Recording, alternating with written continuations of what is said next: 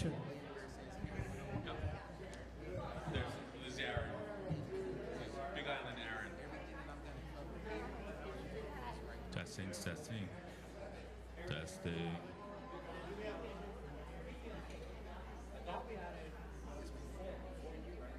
Yeah.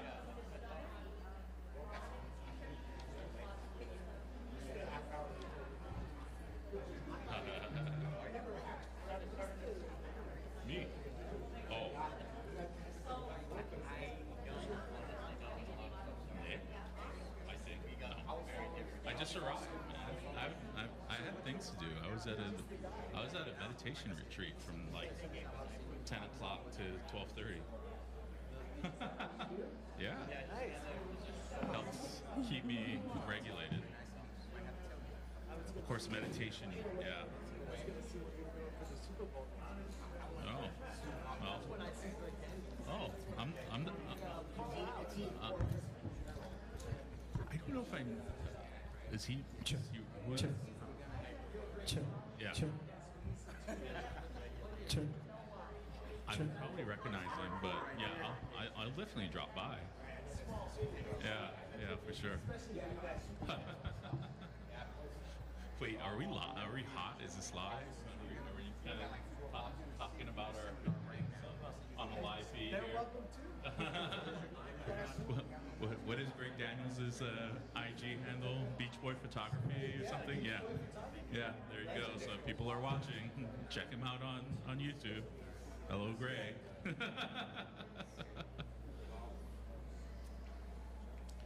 So, are we ready to close doors and get moving?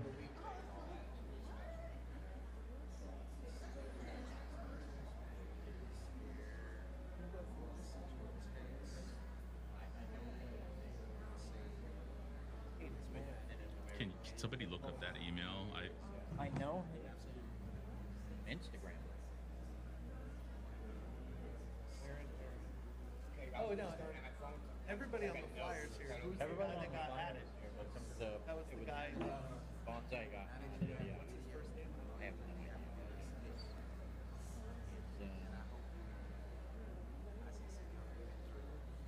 David. Four out of 5. I think his name's David.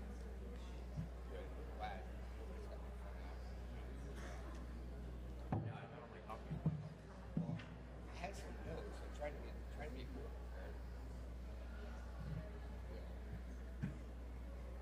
With the with the laws, we have to be very, or I have to be very careful not to sing along. Especially.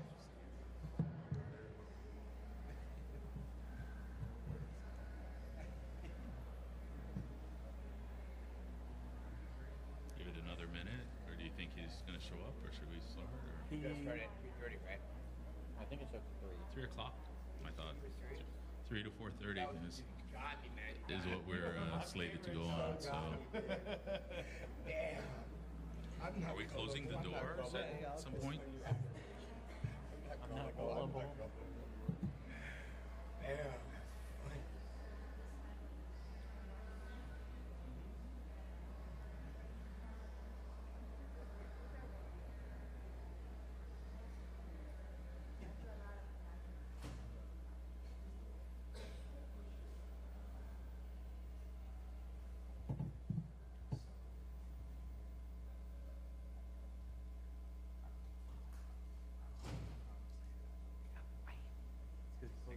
Now we can listen. Now we can hear one another beyond the din.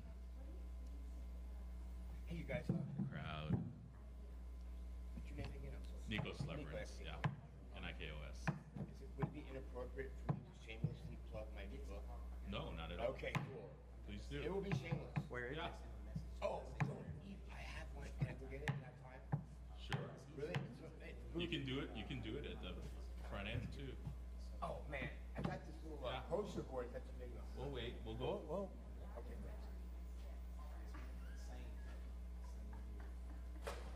thanks. Can somebody look up the name of our other panelists? David. From where? Oh, Bonsai, and they're local. Yeah. Can you write that down?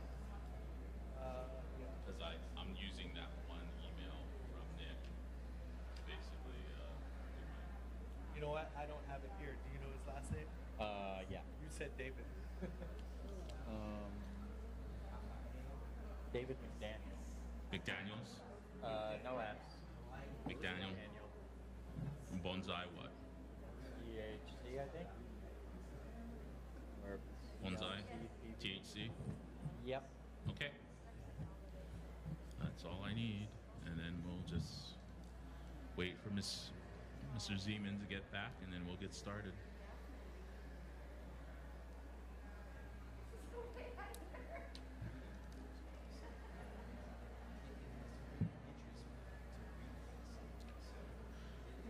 So, Aaron, since you're involved in the lawsuit, maybe we'll start off with you, or your, yeah, and then you can break us down as to where we're at at the federal level and with your lawsuit in particular, or did you want to take federal, or?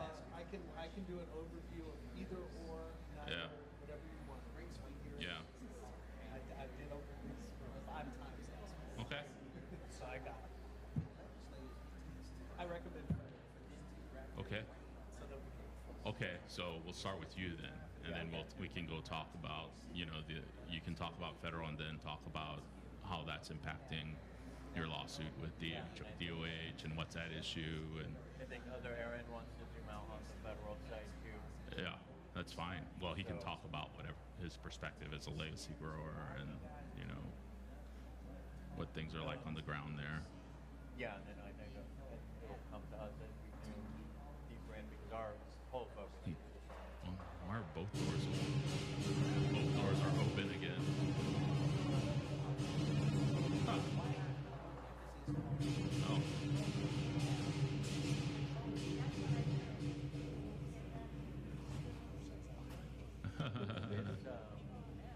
the Chinese dragon blessing and Oahu. Okay, so I'm gonna count us down from 10, and then we'll get this show started.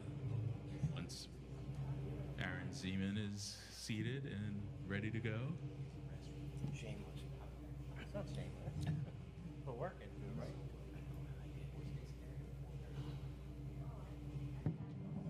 So 10, 9, 8, 7, 6, 5, 4, 3, 2, 1. Aloha. Welcome to the Hawaii Cannabis Expo. My name is Nikos Leverenz. I'm the board president of Drug Policy Forum of Hawaii, which is a project of Hawaii Health and Harm Reduction Center. Drug Policy Forum of Hawaii was founded in 1993 by Pam Lichty and Don Topping. And the goal of Drug Policy Forum of Hawaii remains to be an active voice in the community for more sensible drug laws. We fundamentally believe that substance use and mental health issues that are standing alone or co-occurring should primarily be treated as health issues and not as gateways into the criminal legal system. Drug Policy Forum of Hawaii was responsible for passing our state's medical cannabis law in 2000, the very first medical cannabis law in the nation that was passed through the legislative process.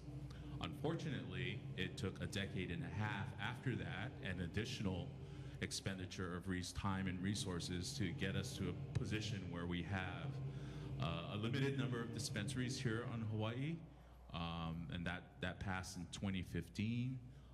And our dispensaries, are doing what they can given the constraints of current law. Right now, Drug Policy Forum of Hawaii is part of the Hawaii Alliance for Cannabis Reform, and I encourage people to walk around, go to the Aloha Green website, sign up online at legalizehawaii.org. Apart from what we're going to be discussing here on the panel today, we do have bills regarding cannabis legalization. Adult use is probably not happening this year. In fact, almost certainly not happening this year. A bill that would move a lot of the regulations from the Department of Health to the Department of Commerce and Consumer Affairs is likely not going to be heard this session. So our main focus is likely going to be a constitutional amendment to be placed on this November's ballot, which provides that the state shall authorize adult use cannabis by July 1st, 2027. That is, constitutional amendments in an election year require 2/3 in each house. So it's not a gimme. There's indications that leadership is bought in, but that can change at any point in time. So we need people to go to legalizehawaii.org and sign up and really tell our speaker, Nadine Nakamura from Kauai, to pass HB 1624. The Senate vehicle is SB 2420. So contact the Senate President Ron Kouchi, also from Kauai, and tell him that a Con-Am is necessary at this point. Let the voters decide on the question of whether Hawaii should join the 24 states and DC, and probably soon Pennsylvania, to have legalized adult use sales.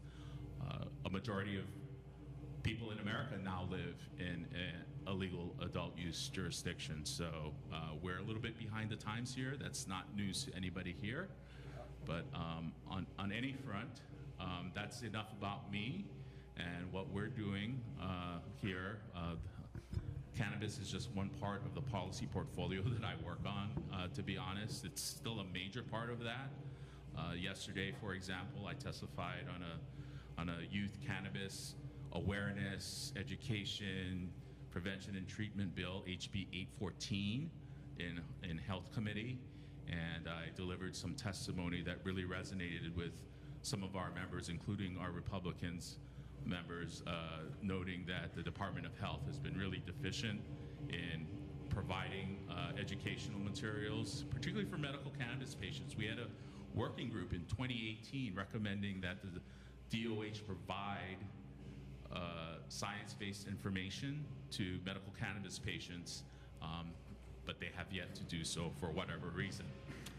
So with that said, I wanted to just briefly introduce our speakers today, and then I'll go down the list, and then I'll probably start off with Rob here to talk about the broader landscape and some of the things that, well, first, I'm going to allow each speaker to introduce themselves first, and then we'll get into the weeds, so to speak.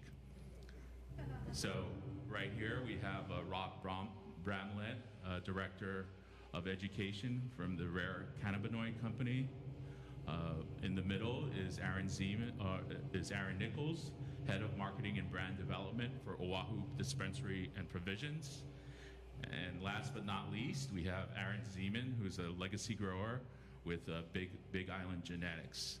And as we go down the list, well, actually, let's start off with introductions here, just so we get out, you know, who you are, what you're doing in this space, and what are you excited about. So, Rob, could we start off with you? Yeah, absolutely. Thank you, Nikos. There we go. No. Yeah, just speak loudly and directly. So my name is Rob Bramlett. I'm the Director of Education for Rare Cannabinoid Company. We are, to the best of my knowledge, the largest exporter of Hawaiian-grown hemp in the world. I grew up in Wahiawa in the 80s and 90s, where I could look outside and see evidence of all the agricultural export that this state had. You talk about the burning sugar cane, the pineapple. I know most people who are watching this or see this have driven to the North Shore, and if you did it in the 80s or 90s, it was everywhere. Now, we only have a few chances to have export crop that people know all across the country, at least. And so Kona coffee is coffee is an obvious one, and cannabis is now the other one. And so, yeah. I'm Aaron Nichols. I am Head of Brand and Marketing for Oahu Dispensary and Provisions here. I've been doing marketing for alternative products and specialized spaces for 17 years, and really focusing on the importance of branding with how quickly the landscape changes and how important owning your brand and having an importance on your brand itself is on keeping ahead of the changes. So when things shift, you're not overly reliant on, say, one product or one type of product to keep your business alive, because as we all know, the landscape changes way too often to, you know, kind of be able to sit and just get comfortable with what you're doing. Hello. Okay. My name is Aaron Zeeman. I am the founder and owner of Big Island Genetics, and I breed seeds. They call me a legacy grower. I've been growing cannabis on the Big Island for about 30 years as a guerrilla grower initially, and then a medical grower. I won a medical cup over here a few years ago, like 10 years ago, and I understand what you're talking about, and that's really those type of viewpoints are what we have to have here, because you know, there's also orchids, anthuriums, and things like that, not just coffee, because you know, Hawaii is known for having the very premium of whatever it does, and that's not going to change. I think that's really important, and that's something we need to understand, because you know, the market, right, for markets and stuff like that, it's not going to stop at the shoreline, right, and so being myopic, you know, is not what we need. We need big picture, and that's why I'm here. Wonderful.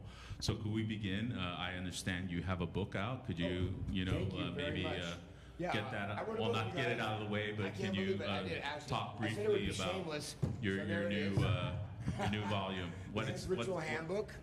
It's a slightly disrespectful guide to cannabis culture. All of us, because of prohibition and other things, or things that we do every day over and over and over related to cannabis, like rituals. And cannabis is hemp, and hemp is cannabis, obviously. And it's a delightful look. There's some comedy in there, and it's kind of like it's a anthropological look at how things are or were, and where they're moving, right? So we're trying to bridge two worlds, and I think you'll like it. Check it out. It's at my website. All right. And what's your website? Oh, BigIslandGenetics.net. Great. Check it out. Well, thank you very much. I just wanted to reiterate that one of the messages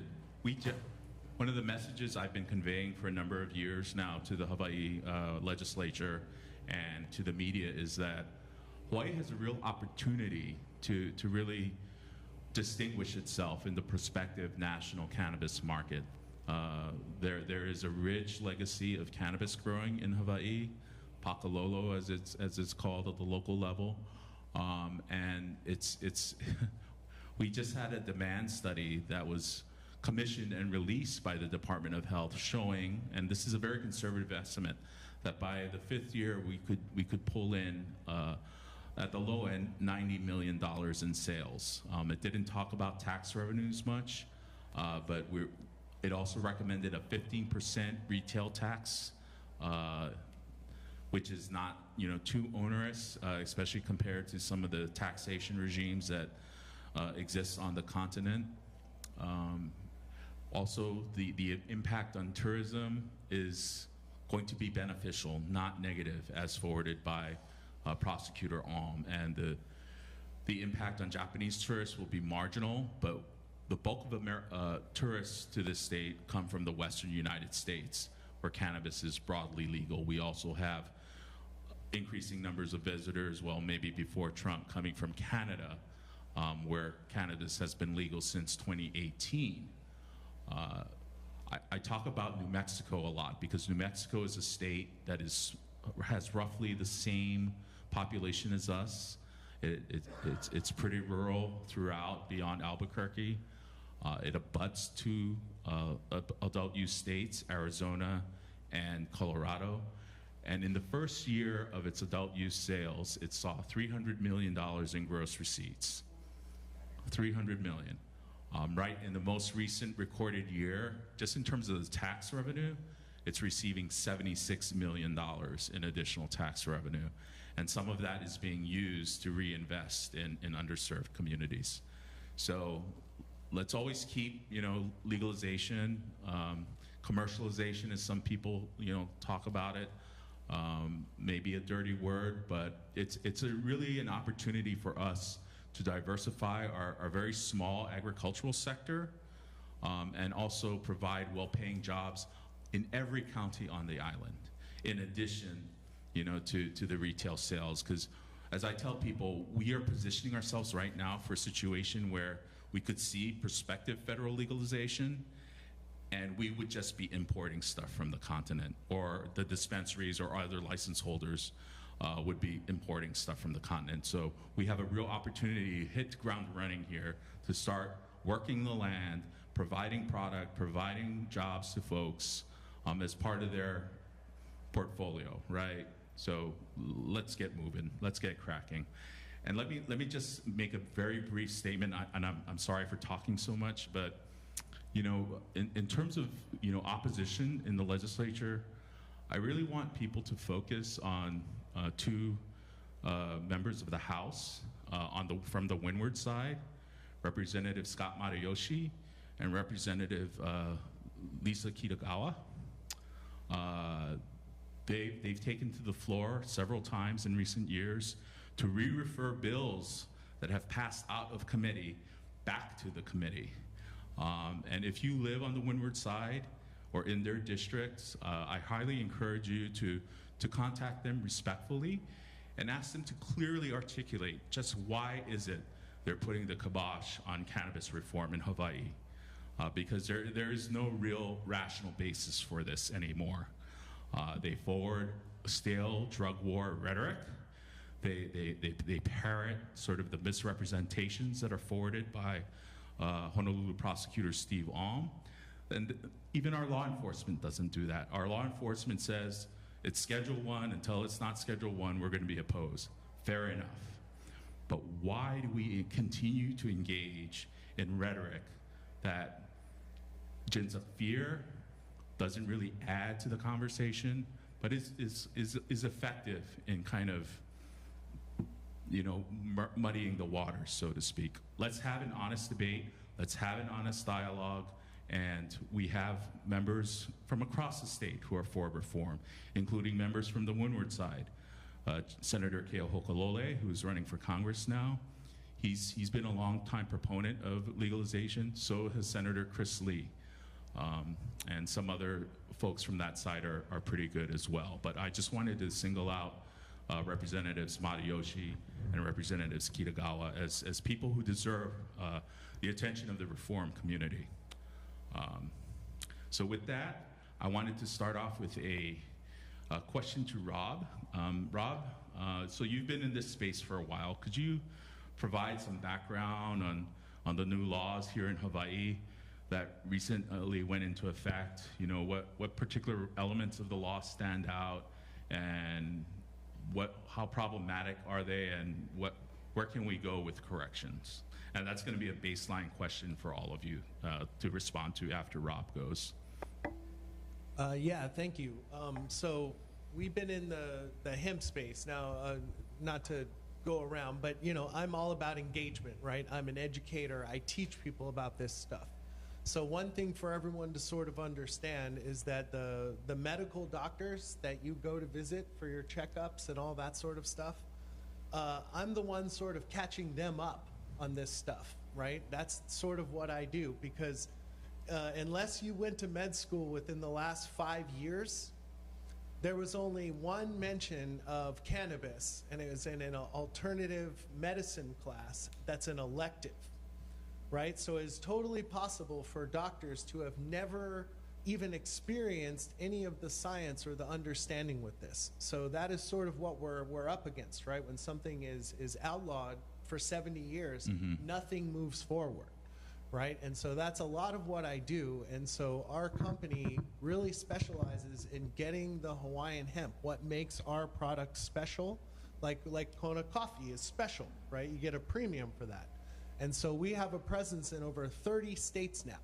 That means stores carry our product and sell it to other Americans, and we are the Hawaii guys, right? And it's such a prideful thing for me, and it is, I would say, 10 to 15 times easier to operate our Hawaii-based business in every other state than this one, right? And I'm not even talking smack about any particular entity in this state or any person. I'm just saying that we, to remain compliant, we fancy ourselves as, you know, we want to be the guys in 50 years that people identify with Hawaii and hemp, and we believe this stuff is medicine and good for people. So we do everything we can to stay above board, to follow the rules. And in doing so, we have had to move our entire operation. So all of our jobs, all of our money, a lot of the taxes is now going to another state. Wow. So that we can be compliant with the state of Hawaii, right? Like, my heart breaks for guys like this because he literally can't do what we did, right? We buy the hemp here, and we have to now go and process it in the mainland, and send it back. Now, think about this. Imagine, and what the state of Hawaii with their new rules, and I can sort of explain the rules, but just conceptually so people understand what they are asking us to do, is to take hemp from Aaron, and this beautiful, remember, we're in Hawaii. We have a very, well, you can grow it. No, I mean, I'm legally allowed to because of my convictions. I couldn't until this year. But, so, okay, gotcha. But what makes hemp and everything that comes from Hawaii, because again, it all goes back to my pride from being from here, right, is that we are a very unique state. We are the only state with a tropical environment.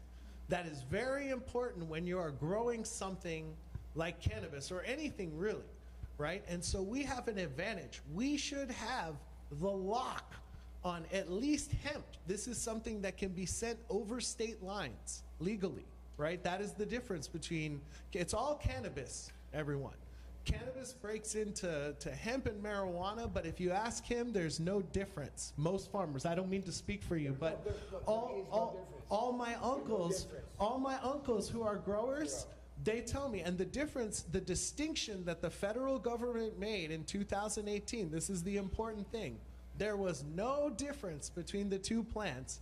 And in 2018, that's when the federal government enacted the Hemp Farm Bill to create the distinction. And that is the moment that there is now that we all understand, or most people kind of say, oh, CBD, THC, all these things that people recognize. But that 2018 Hemp Farm Bill is what allowed the industry to start moving forward, right? Limited amounts of studies to get through. And so, to bring it back to what Nikos asked me to kind of overview is, what are the latest developments of the state? I will never stop loving Hawaii, right? I'll never stop loving from being here, but it is extremely frustrating when you look at us. And the reason I'm up here, there are a lot of CBD companies and hemp companies that didn't make it, that didn't understand how to move to the mainland, set up shop. Do you know how extremely risky it is to run your business from 3,000 or 6,000 miles away? Because none of us want to go to the mainland. It's fine to hire employees, but we're from here. We want to live here, and we want to follow the rules. And so to follow the rules, in 2019, we were forced to move our entire operation, right? So all the jobs, all the money, so everything that you think about Hawaii would want to stay here, we couldn't keep it here to be legal. So it kind of goes back to 2020, right? And when COVID hit and everything sort of shut down, that is where the interest exploded in what we do. That is where Hawaii could have been the leader in hemp. When people think, you know, Kona Gold, we have all this branding that is already in place. And the bureaucracy and the you know, the big wheel that turns, that I am so grateful for my opportunity to live in this country, in this state, but at the same time, we're losing now. Other states, we essentially have to take what he grows, send it to the mainland, and this is based on what the state rules say we have, because we don't have a CGMP certified facility here, right? Could you articulate what that those are, for? like, everybody's seen E.T., right? E.T. with the white suits and the mask, and the CGMP facility is where you want these things manufactured for safety. I understand why the Department of Health might have wanted that, but you know, it's a little bit overkill. It's like pharmaceutical level standard. And so the reason there are not a lot of hemp and CBD companies in Hawaii right now is not because there weren't a lot of beautiful hemp or beautiful products, it's because of overregulation, right? And so we managed to survive, and it was sort of worked out for us because that was the moment we realized that people love Hawaii more than as much as we do, right? From being here, right? People love, whether it's Bruno Mars, there's a romance with this state. We have an advantage in hemp. We really do. Like, I'm telling everyone that's watching, like, we have an advantage.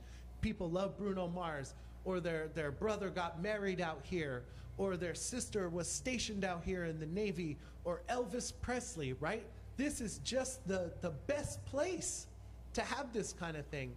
And so now, you know, fast forward to right now, the new year, everyone's sort of talking about hemp is under attack. And that's very true. So what the state of Hawaii did is they restricted it back even further.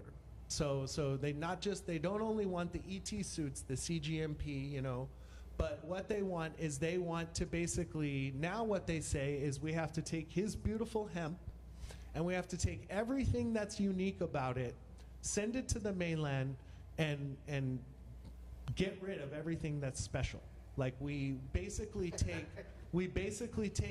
Kona coffee, send it to the mainland, and when it comes back, it is Folgers free-dried powder coffee. Now, that doesn't make any sense, right? You cannot sell Kona coffee at a premium price, and the price is baked in because we're out in Hawaii growing it, right? We're not ripping people off. We're not charging a disproportionate amount for that Kona coffee. But guess what? And again, we're talking about cannabis. I use Kona coffee as the metaphor, right? But imagine if the Kona coffee farmers had to then sell their coffee for even more to pay for that back and forth, right? Because we're not talking about sending it to Maui or from Big Island to Oahu. We're talking about from Oahu to Colorado or California. And then we actually do it in North Carolina, right? But that's a choice. But think about this. Hawaii could have had the infrastructure. Right now, California and Colorado are getting all that money, all the manufacturing. Everyone who has to make a product, if they want it to be compliant, have to go to another state. And Colorado Please silence your phones. Oh my God. Airplane mode. Oh my God, the button's not working. Colorado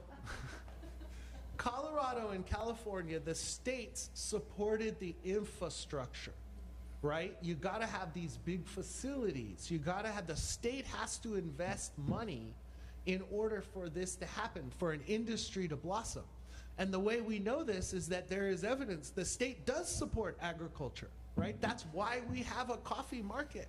But like I mentioned in the opening, we used to have sugarcane, we used to have pineapple, we used to have so many more. I'm apologizing that I left out the orchids because again, yeah. In general. So there's still potential, right? But can you imagine if we had to send the orchids to the mainland and then send them back here? Hawaii cannot compete with not just the average citizen in Hawaii is not going to be able to afford to buy hemp products from Hawaii companies, right? And then you add that on to, and then who in the mainland is going to pay a premium price for Kona coffee, but in cannabis, when it's just all ground Folgers, right? If it's just remediated caffeine powder, that is not going to sell.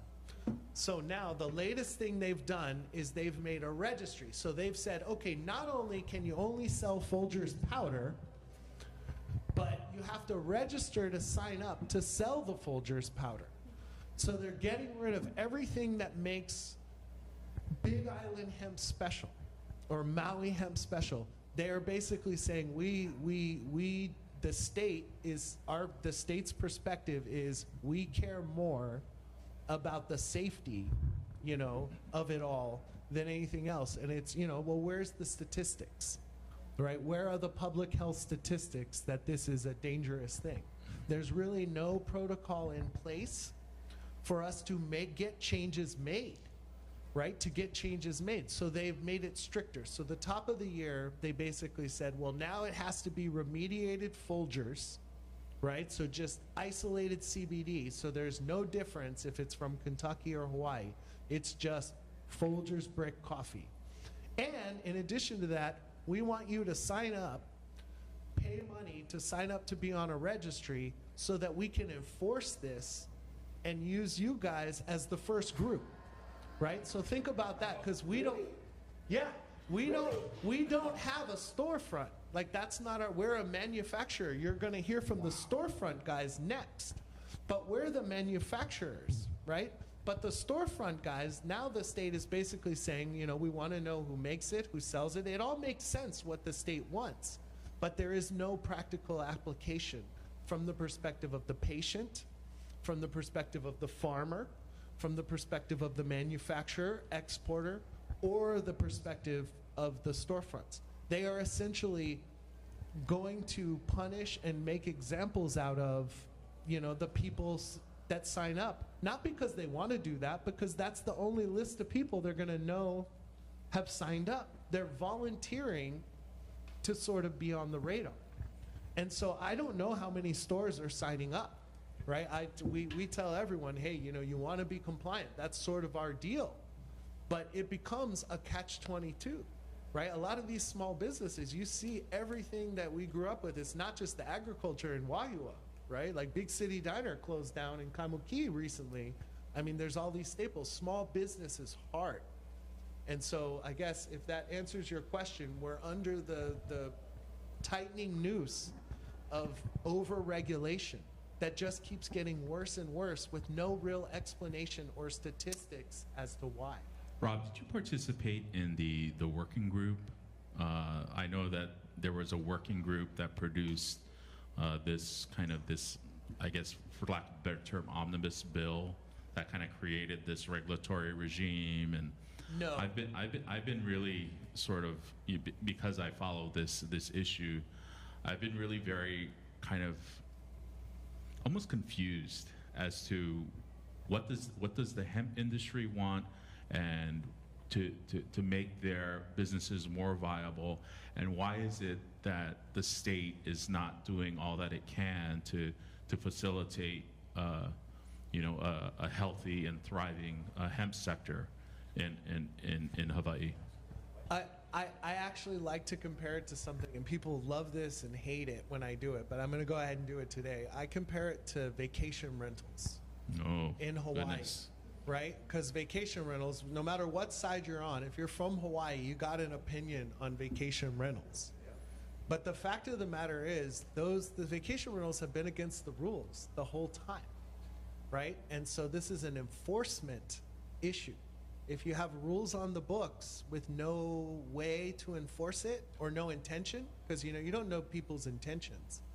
But I compare it to that. Like, if you understand what's gone on in Hawaii, the last 20 years with vacation rentals, or lived in Kailua or North Shore, the people who say, hey, we just want enforcement of the rules that are on the books, and then it just doesn't happen. So I think there's a lot of that, right? I don't exactly know why. I don't really blame anyone at the state. I'm not a names name kind of guy. I still know all those guys. We're still working with them to the best of our understanding.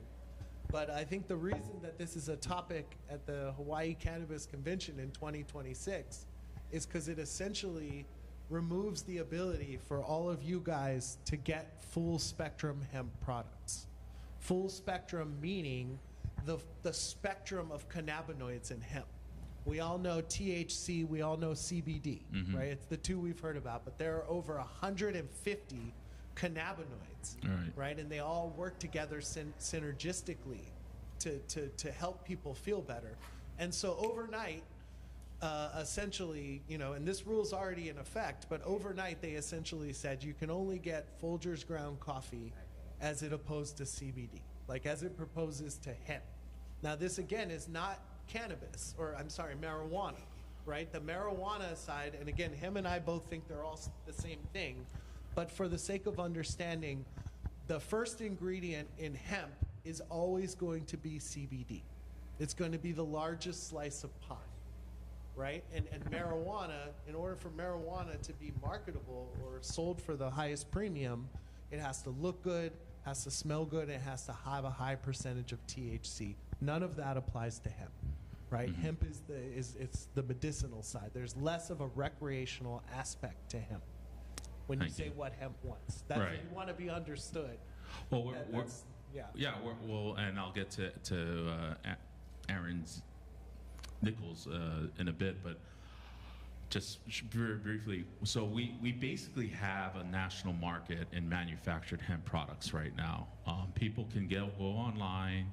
They can order their gummies. They can order like little, elixirs that they can put into their drinks.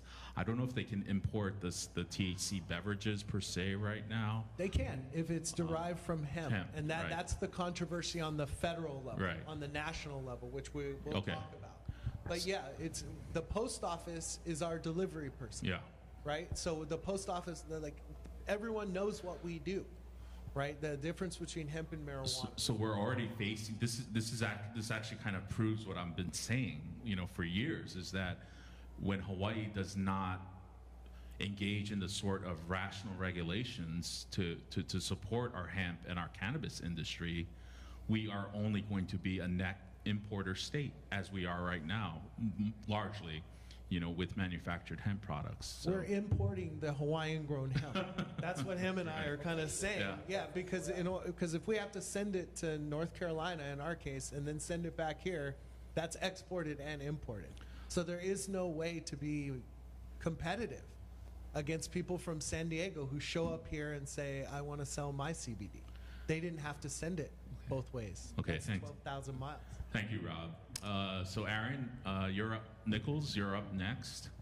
Could you tell us a little bit about yourself and your organization, how you came into this space and what keeps you in it, and what are you dealing with now in your business? Yeah, so I'm originally from Colorado, so I was here when a state took a stand and said that we wanted to give people access to this.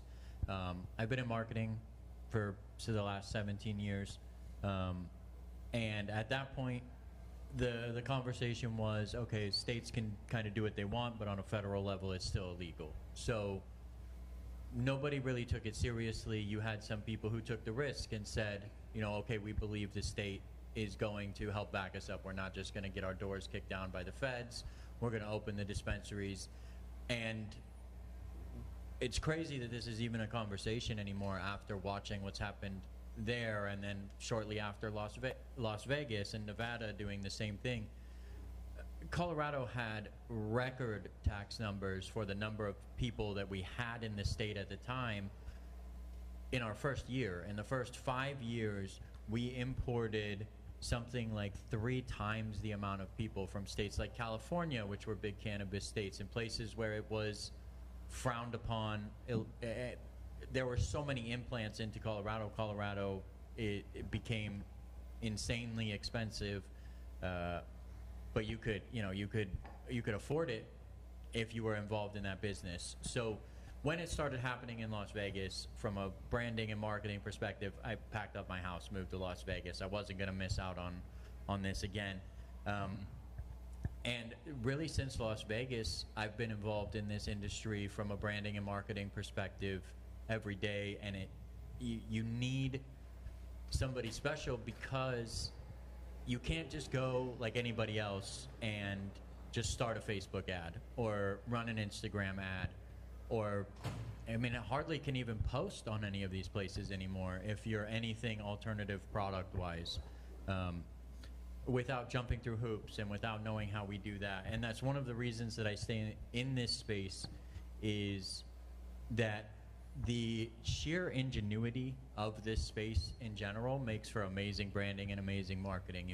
He was talking in 2018, they redefined and split cannabis and hemp out, and I always joke that I think they bought into their own propaganda of thinking that using cannabis or being involved in this industry kills brain cells or does whatever, but these are some of the smartest people I've ever met. As soon as there was a crack in that door, they found a way to blow it wide open and start really building and innovating into the space, where we have products now that can be as dialed in as to help very specific avenues. So again, we're not allowed to say that because you're not allowed to actually test for things. And so now we have a kiosk here that utilizes the 2018 Farm Bill to push the limits of not necessarily what they thought it was going to be, but it opens up a wider conversation around not having people who know anything about what they're writing write these bills. This is how these things get pushed in, and that's what's happening now. So I'm head of marketing and branding for Oahu Dispensary and Provisions, or it's the little green kiosk here on Oahu. We have 4 locations, and we primarily sell Farm Bill regulated stuff for people who don't want to go on the medical side either, because it's expensive. There's still a stigma to it, and it does limit a lot of things that you're able to do by being on that registry. Everybody knows that you have a prescription for cannabis, and these new regulations that have happened, essentially what they did was they told us overnight, everything that you have that is federally legal, that we use USPS to ship here as well, and all across the mainland we use USPS to ship. So the post office is the same. They are our delivery guys for our businesses that operate over there. They came and told us that all of that you can't do any longer. You have to register. You can only sell products from others on the registry, and where this comes into place January 1st, we're going to be implementing these rules, and we're going to be enforcing these rules at some point. We don't know when. At some point your business has to shut down. At some point you're going to be, you have a potential to be raided and lose tens of thousands of dollars. And there's also the criminal aspect that they added to it now. So you're taking somebody who, we do very well, we pay our taxes. They don't ever tell us we're criminals when our tax bill comes due. We pay those just fine. We're not criminals when it's time to pay for these licenses and this registration. They want us to do this. We pay for all of those. We have our business license, we pay our taxes. We're not criminals then, but they're going to turn small business owners into criminals, and worse than that, they're going to turn people on the island back into criminals, because there are so many people who don't want to be, they don't want the medical cannabis. They don't want everybody to know that they participate. There's still such a big stigma. So what we've done is we've officially filed a lawsuit against the state of Hawaii for a multitude of things. That is us, yeah. Primarily that Hawaii is, we're constantly hearing that we need, that Hawaii, I say we, that Hawaii needs money for this, and Hawaii has this problem and we have this. Why are we spending hundreds of thousands of dollars on this enforcement on something that as of November on a federal level, which we were talking about, as of now, it's the same thing. They've reclassified, they've fixed some of the things, they've overcomplicated things. And that's kind of my role in all of this. Is the one good thing about what we've done in the little green kiosk is we're in a very unique position where we have put a lot of money into our branding and building up our name. So even if we do lose this and we can't do hemp while all of this gets figured out, we can still survive. We still have a thriving business. But like he was saying, our number one option for survival there is to leave and go take our kiosks anywhere else on the mainland where we don't have to worry about it. And we don't want to do that. We love it here. I love it here. The owner, Lance, absolutely loves it here. But it's getting to the point where that's our best option, because we have people from all over. We talk about Canada. We get messages on Instagram from Canada all the time. You know, hey, I'm coming in. It's my vacation. You know, can I do this? And so we're able to do that, but a lot of businesses aren't. We've seen a lot of people who had stores similar to ours when this bill passed that just started shutting down. One of the people who was supposed to speak with us today, that's what, he didn't have a way forward and his business closed. So we've got this lawsuit. We're hoping to win. But more so, we're just hoping to bring recognition to the fact that there's so many other places and so much other issues that are happening that trying to, again, just turn regular people back into criminals because the people, I mean, correct me if I'm wrong, but most of these bills are being written by people who don't use cannabis. They're not getting any Very true. information from people who use cannabis. And that's even in our lawsuit. That's always been our thing. We believe in regulation. I think some companies have definitely pushed the Farm Bill way too far. There are some products out there that really blur the lines, and there should be some form of regulation. Absolutely. Some of this stuff is making people sick. But you can't get to that regulation without people like us, people like the growers, and everybody coming together to say, hey, this is where we're sliding through the cracks. This is where you should fix it. These are the problems that we see even as people, when we go to order product, as a business, we do choose non-native products more often than not because the margins are drastically different. We're not 5 or 10% different. We're 50, 60% different. So, Aaron, quick question: where are you at in the process of the lawsuit? Have you filed for like an injunction or TRO against enforcement of a particular law? Yes. And what's the timeline for disposition of that? So we filed our original lawsuit in August of 25. Okay. And we filed that with a few other avenues because these laws also have a big impact on America. It's a federal lawsuit. It has a lot of impact on America with disabilities. It violates a lot of HIPAA laws on the surface. I know they've done some work to fix that, but essentially now when you sign up for a card, you're giving access to your full medical records to anybody who wants it, which is... It's atrocious. As somebody who has a dispensary, I don't want that information, but you don't have a choice. It shows up when you look whether they have a medical card or not. Now, we did bring some of that back because the judge wanted clarification on what our legal standing was.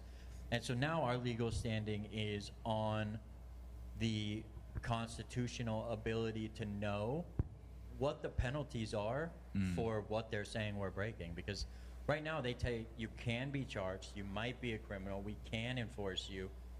When, how, what, all of those. So we are applying for a preliminary injunction now. We're hoping to hear from that. We were hoping to hear from that before today, but okay.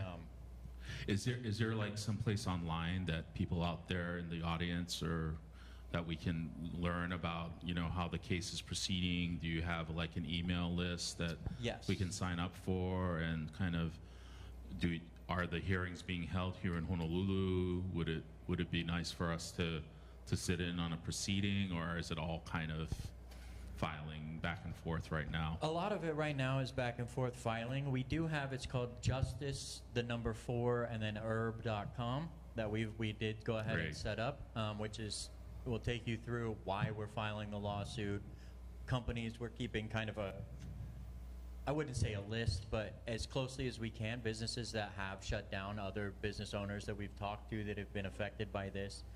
I know Rob and I talked too about ways that it's affected businesses even over onto the mainland. We have distribution out of Florida ourselves, and again, it's getting to the point now where we're scared to send a product even into Hawaii because they don't tell you what they're doing with it. Yeah.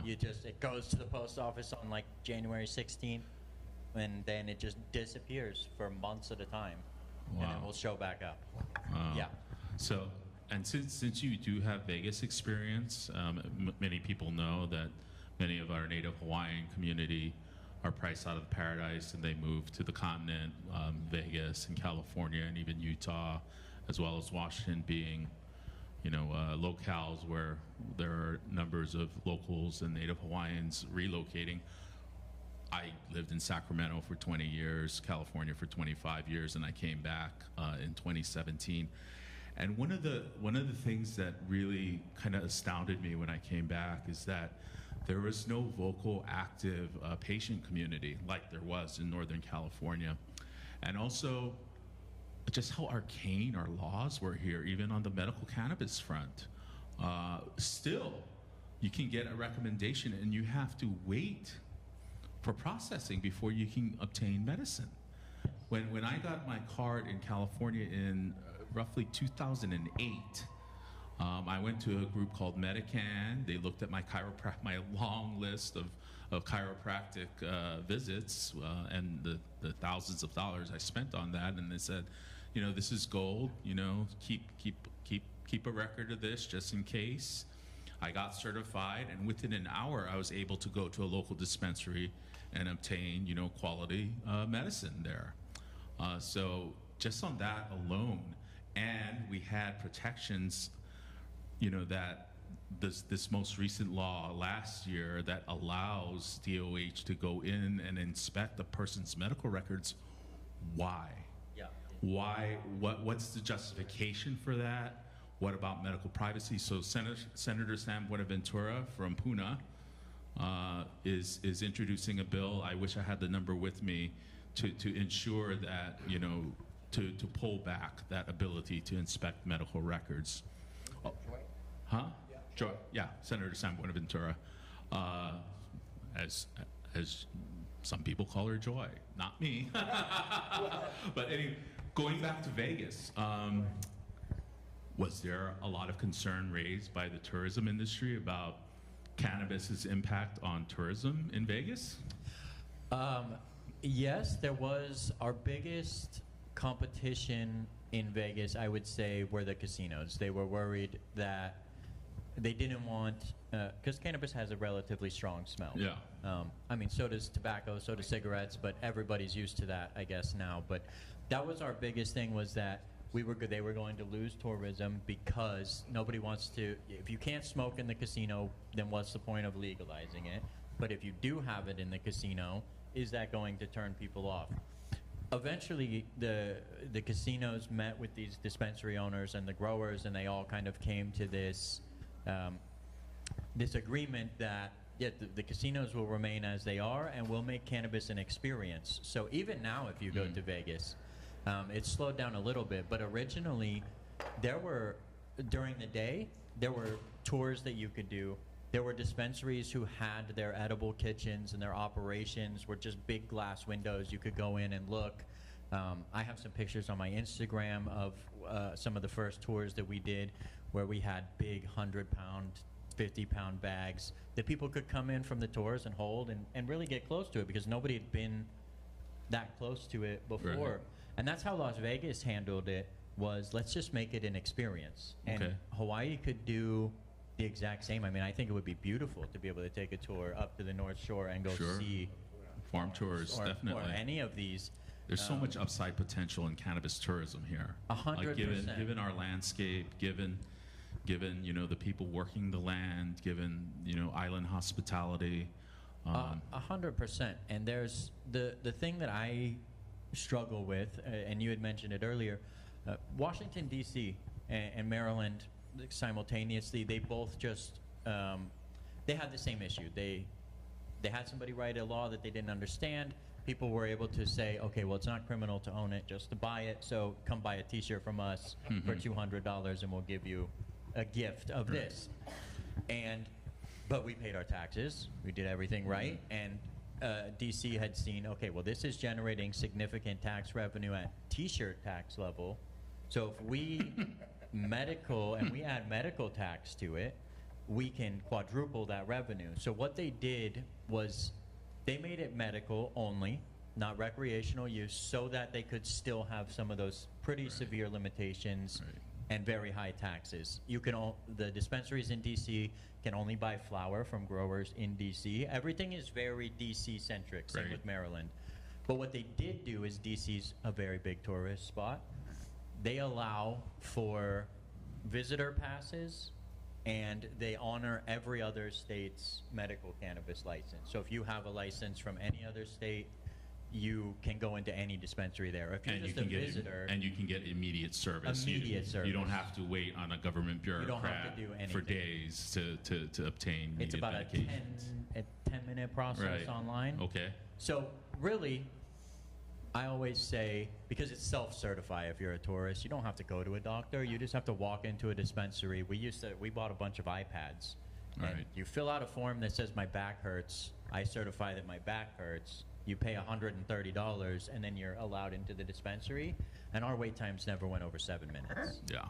So from landing, take an Uber to the dispensary, self-certify, get your product, and get out in under 45 minutes. So, speaking of Maryland, Maryland is actually one of those states, the other being New Jersey, that had a constitutional amendment voted upon that passed with over 2/3 of the vote in each state, basically requiring the legislature to legalize adult use cannabis. And that's kind of what we want to do here in Hawaii now. I understand that there are some objections to putting something like that in the Constitution, but because our legislature and a handful of particular legislators, those that I named amongst others, are so obstinate, it's really up to us to pressure leadership, Speaker Nakamura, Senate President Kochi, and say very clearly, let the people decide this fall. Let's bring people out to the polls. Let's have the people settle this issue fundamentally. It should be what it is. Yeah. At all times. And from our perspective as well, it's working. Yeah. That's the big thing. What's going on right now is working. And again, there does need to be some more regulation. There does need to be, but it needs to be not, and I say this almost as one, but it just needs to not be a bunch of old white men who have no idea what's going on making all of these rules, because they really don't understand how this industry works or what's going on in this industry or any of that. Even on, like I said, even as well, I wouldn't want to go make rules for this, because my whole job is to figure out how to make the most money for clients of my branding and marketing, right? Yeah. So I want as many openings as possible, Sure. and I want to find those. And on the flip side, that ends up sometimes hurting, I would assume, hurting your business, because then you guys get lumped in with some of the very bad products that tend to show up, and people get very confused. And for the growers, you guys have a distinction to make. They don't on, even exist. They don't exist. Yeah, they just. Yeah. We don't exist. Good guy, bad guy is sort of a construct in cannabis, right? It depends what room you're in, but yeah, he's exactly right. And I'll go to a point that you were bringing up earlier, just for sort of informational discussion. Closer to your mic. Because we're in so many different states, I have sort of an understanding of, going on in different places. And so Hawaii has the ability, because we are 50 states, has the ability to look at what works and what doesn't work in different states. And Nevada is actually a great example, because, they've done so much right and they've done so much wrong, and you can debate that just like good guy, bad guy, right? Until the cows come home. But there are some states in this country, with legal rec, when it does pass, then there's going to be a whole new set of problems with that. Yep. Right? Right. And so I can tell you right now that my eyes are open. And I won't even talk about Hawaii here, but there are states, I believe it's New Mexico or Oklahoma, where you can walk in and get a dispensary license Oklahoma. for under $20,000. Under $20,000. And then you can open up business to do, exactly what, the dispensaries do everywhere else. And then a state like Massachusetts, it's over $1 million just to get that dispensary license. That's cheap. Which is actually much more comparable, right? Because Massachusetts and Hawaii, politically, we're very similar. But that's actually a problem, once it gets here, right? Because that's a huge swing, especially when you think about most states are just scrunched in together, like they're just right next door. Yeah. So most people from Texas right now who want medical or want marijuana, if they happen to live close to Oklahoma, they go over there, and it's a great deal for them. Yeah. Right? Because it is so cheap. That's and not where they're getting it from. It is I so have friends in unregulated. Texas, and Yeah. they're buying black market weed. Yeah, Sure. but you're just talking saying. $18,000 to set up shop. That's less than a liquor license would be. Actually, I don't know that, but a liquor license is pretty pricey. They are. Yeah, and so in Hawaii, you know, I don't think we'll ever have that. But it's just a good example of the threshold. So who's the good guy and the bad guy in that scenario, right? To bring it back to good guy, bad guy. So people get confused all the time about what I do. And but again, I'm an educator, right? I'm sort of the lucky one in this company where my whole job is not, my job is to educate people. Because like I said, and like he said, and you'll hear it over and over again, it's about educated. There's a level of ignorance going on because most American adults, they're not going to have personal capital like headspace to learn all about this stuff. And so the policymakers, they're not doing any, I don't believe anyone's doing anything maliciously, but they just don't understand, right? They need to bring the experts in to understand this sort of stuff, getting industry feedback. I wasn't in the meeting you mentioned earlier, but you know, the hemp task force, that did happen. And one of the frustrating things about hemp task force, from the top to the bottom, is that the taxpayers pay for that. All the experts get to come in there, you know, including myself, and we get to all give feedback. And then, you know, the agencies that run this stuff are not obligated to listen, right? And so that's frustrating. Who's the good guy and the bad guy in that, right? It's just the process, and it becomes very frustrating. So yeah, I've been called a bad guy, and I've been called a saint in doing this, and so I just kind of roll with it. Thank you. So let's move on to Aaron Zeeman, who's been involved in cannabis cultivation for 3 decades plus now. And one of the wonderful things about the emerging cannabis landscape is the capacity to, you know, to do more research, because cannabis is still currently a Schedule I drug under federal law, the CSA, even though cannabis by the could you maybe talk about, I'd love to, scheduling and also talk about the research potentialities, and you know, and we have some states like California and Nevada where they actually have research programs. Nevada even has a policy, cannabis policy institute at University of Nevada, Las Vegas. Right. UNLV is awesome. Yeah. Take it away. Okay. Thank you very much. First of all, thank you very much for inviting me to the panel. I really appreciate it. I appreciate you all showing up. And if you're watching, this is really important because we only have one chance to screw it up, and that's now. I say it like that because that's been the history. It's been the history, but there's one chance to do it right. And I understand what you're talking about, and I have sympathy for you, right, what you've been dealing with. And I appreciate the education part because they don't know, and people don't know what they don't know, right? And they're not all old white men, but it's the old guard. It's the same old guard, and it's the same people that people like me or outlaws were having problems with. As things change, the framing changed, the people's minds, that we don't win the hearts and minds of everybody, right? And they're going to continue to do what they've been doing. So we have to look beyond that scope. We have to widen the angle, okay? Because these frameworks don't work. And by making more regulations on frameworks that don't work, I mean, that's common sense. It's not going to work. So we have to look at things differently. We have to open the scope, right? And we have to leave those people behind and educate, because we can educate them, but we're not going to win. I know I'm getting older, and I'm getting more and more set in my ways, right? And so, you know, that's the thing. Now, what I'm doing is, it's really connected to all of this, right? And what you're doing, I didn't understand exactly what your lawsuit was about, right? But the fact that you're having problems with the shipping and all of that now gives me concern, because my company, Big Island Genetics, I sell hemp seeds. Now, they're hemp seeds because they test at 0.00%, right? So they're hemp. I mean, I ship them through the mail all the time, and they're legal in every state, and interstate commerce is legal, and all of that, but it's a slippery slope, right? And what's the difference between your product and my product? Definition. Well, that's what I'm saying. That's the elephant in the room.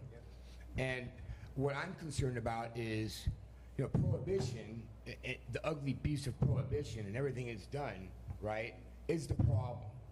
It's always been the problem.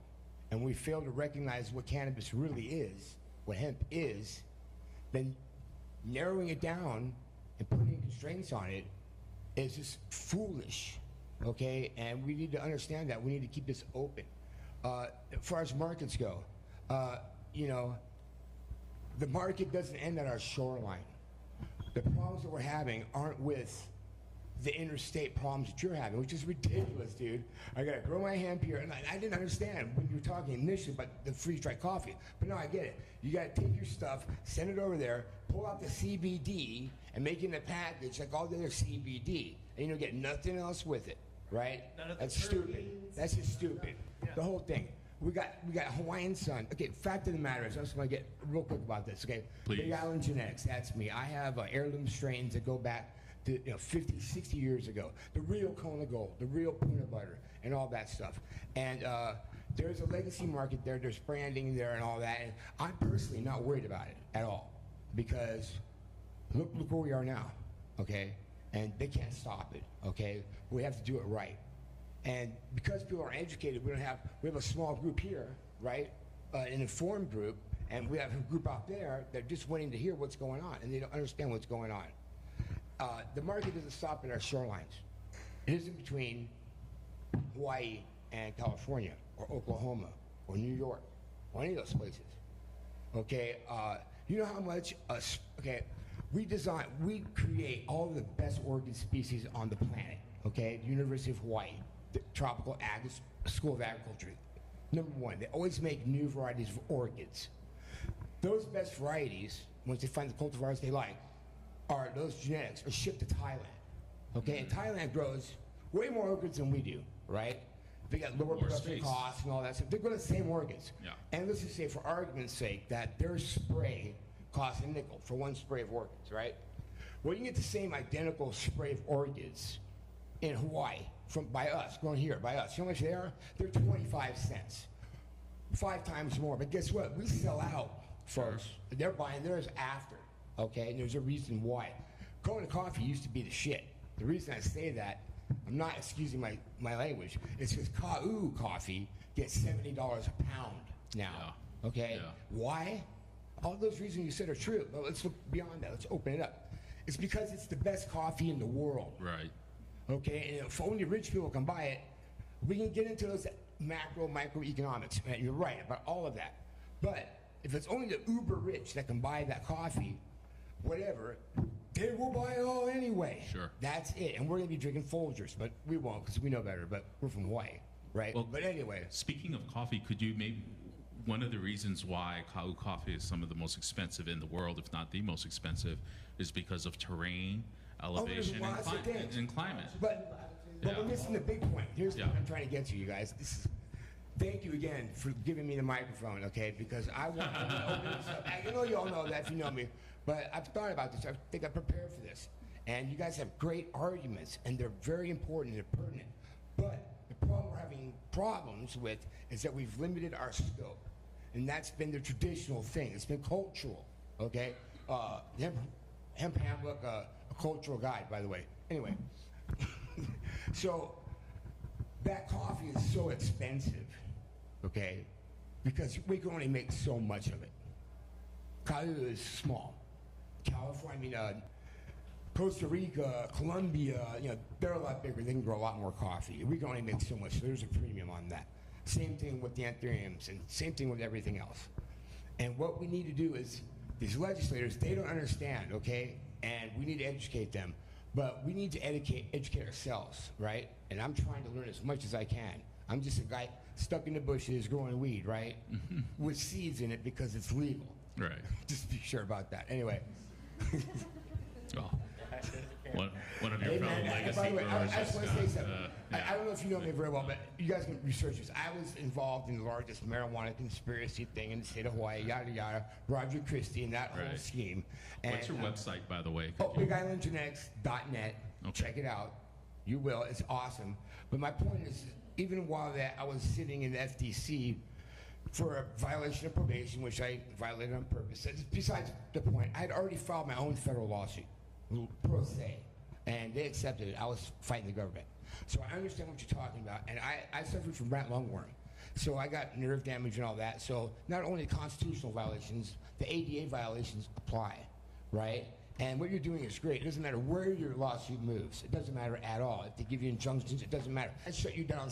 right? They've been buying legal weed for 10 years from Canada, right? They've been buying legal weed for 10 years from Canada. By the way, Canada is got all their alcohol and marijuana sales are controlled by the government. You go in a government store to buy booze and to buy weed. But if you want to grow weed and sell it to Germany, they have private licenses. It has nothing to do with the government system. They license growers and they ship it off. Okay, that's a federal thing. It's all about, they hide behind, here's the thing. Prohibition exists as being pushed to this day, and it's disguised as regulation. Everything that you're going for, that you want, and all those regulations that you're for, are just symptoms of more prohibition. We need to open it up. When anybody that is going to be in the cannabis market, okay, in Hawaii, is going to succeed.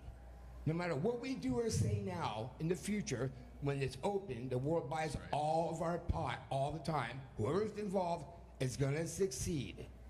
So we need to understand that. The people that want to, the thing that you were talking about, the pink elephant in the room, folks out there that you was talking about, I don't know why there's so much resistance. Well, I'm glad you invited me. You knew I was going to do this because I do it anyway. I'll tell you why. It's because we're corrupt, okay? And there's people that run things in this state. We all know about it. And they got their hands on everything, okay? Thank you. You know. Oh, I get chicken skin. You know why? You know why? Because I'm here to educate them. I'm talking to you guys. You know who you are. Whoops. You know who you are. And your problem is the same problem we all have, including me, because I can't even see the scope, right? Because this is bigger than all of us, right? They will make more money than they can dream if they let go. Right. Right? Because it's going to happen. Corporations, when we give special considerations for business and corporations, right? We don't need to do that. Let's open it up. They're going to make money. The corporations are going to make money. I don't know about you guys, and I'm a haole, but then they come over here and extract value out of Hawaii and take the money and put it over there. We don't need to help them. They're going to do that anyway. We won't be able to stop them, guys. That's okay, though. We don't want to have to buy California weed because our weed is being sold to rich people in Switzerland. Yeah. It's going to happen, you guys. We're going to get what we wanted. If I could quickly interject here, the demand study that the DOH issued just last week, actually, or about 10 days ago, one of the things that it took a look at was the number of dispensaries in the state. And it laughable. Looked at right now it's very laughable. They came down with a figure of 62 dispensaries to serve our islands. And yeah, we are so short-sighted, and we do not recognize the intrinsic potentialities that our state has, not only in the national cannabis market, but the international cannabis market. And I will. That's what it is. It is that. Yeah. There's nothing else. Right. That's what I'm trying to say. It doesn't exist. And I just want to underscore your point on corruption, is that in addition to government agencies that receive monies to enforce prohibition, right? There are parties out there that make significant sums of money through the illicit market that don't They like it like that. They don't see tax. It's like the fireworks market, right? Right. Well, only 2 people got arrested over here. I can't believe that. So this is how prohibition predictably operates. So when we move away from prohibition and we move toward taxation and reasonable taxation and reasonable regulation, we can bring things above board, and the people of Hawaii can broadly benefit from better product of certain potency, certain purity. We can get tax revenue from the sales of it. It's all going to happen. And we can create jobs. It's going to happen. So, no matter what. Go ahead. Aaron, the other Aaron, please use your mic. So you said that, and I haven't seen the report yet. I think, Rob, you and I talked about it. It could come out like right before you and I had first talked. Right. The new report had come out. But so it's 62 dispensaries to serve all of the islands. Correct. Total. Eight total licenses given. Right. So it's 8 dispensaries serving 62 locations. Right, they're franchised now. I don't think it made a distinction as to who should be holding those licenses. It talked about just locations. But it's so it's 8 licenses. Right. whether whoever owns those licenses, Correct. serving 62 different pieces, how many Of the islands, did right? they share the? How many were Oahu? How many are Big They did, Island? and Yeah, they're those- proportionate. Those They're numbers proportionate. are not at top of mind right now. I didn't bring a But copy of that they're report. very, I would imagine, very disproportionate to It's the by, rest it's of- by population, yeah. Yes. Right. So And Yeah. so what happens? So 8 people get to decide. 8 licenses. Yes. 8 licenses get to decide this for the entire Yes. state. this is Yes. to be determined, right? What to be ultimately. determined, But but when's the last time a They license was lie. issued? Good question. And when's the last time, Yeah. See, well, here- and why is that? allow me a second. Let me shine a little light on this, okay? Please. There are 8 licenses, agreed, right? But and that's how it started, right? One in Hilo, one in Waimea, one, yada yada yada. But now you go the Hilo Kona side, and you're getting BIG, Big Island Grown weed over there too, because instead of expanding more licenses, now they can just have more shops. Right. And that's what's happening. There's no talk of new licenses, right? Right. That'll never happen unless we make it happen. Which brings me to the point I want to talk about: the constitutional amendment. That is the only way to go with this for what I'm talking about. What I'm talking about is something, if we pass the constitutional amendment, 2/3 in the House and the Senate and the people, right? We will pass overwhelmingly. Yes, we will. We don't even need a campaign. It don't even matter. I mean, we will, but we don't need to. We will pass that. And then with that, though, it goes power to the legislators to make that framework. Yes. So we have time. And that's when we can demand We that have the time. industry be democratized. Right, we have time to do that, right? But what we want to do is have the influence of those legislators that will be in office and that will want to stay Yes. in office Yes. now with legalized Hawaii. So on this note, I want to encourage everybody to, contact their current legislator, get clarity on where they stand. And if somebody comes around to you, if they're challenging your incumbent legislator this session, ask them where they stand on cannabis legalization. For me, it's like with some other people with reproductive health or LGBTQ rights. Either you're for us or you're against us. Either you're for adult use absolutely legalization right. or you're not. You have to draw a line. And we just have to draw that bright, clear line. And if they're for it, great. We can have a dialogue. If they're against it, ask them why. Educate them. Ask them why, and let them know why you support it. And the more they hear from people, I know of 2 races in Kalihi right now. One challenging Senator Kim, and one challenging Representative Templo. Both of those challengers are pro-legalization, whereas Ms. Templo and I believe Donna Kim is kind of interesting because she's been for it and against it, and who knows where she's at right now. They keep falling back. Yeah. I ran into this in my criminal dealings with And cannabis. we're almost at time, so we have like maybe 3 minutes. Real quick. Geez, I'll make sure I remember what I was going to talk about. So make it good, and I want to give All right, the other Aaron man. and Rob That an cookie was opportunity. good, you guys. That's all I close can it up. say. That cookie was good.